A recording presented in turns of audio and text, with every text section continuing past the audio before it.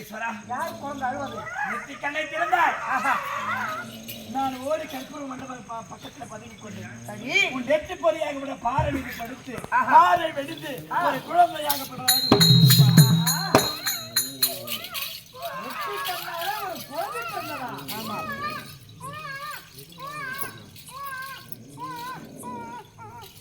குழந்தை அழகாக இருக்கின்றது. ஆனால் நெற்றி கண்ணால பிறந்ததா? இது ஒரு அசுர குழந்தை இருக்கும். அதனால இதை விட்டு விடுங்க.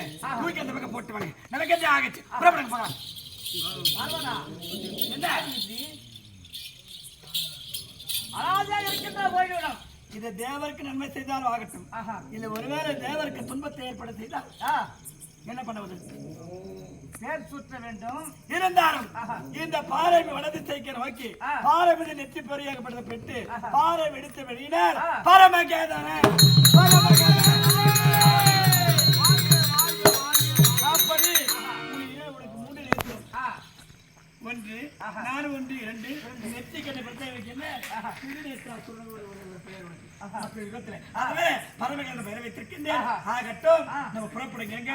நம்ம குழந்தை என்ன செய்ய வேண்டும்? இந்த குழந்தை நம்ம எடுக்கவே வேண்டாம், முடியாது.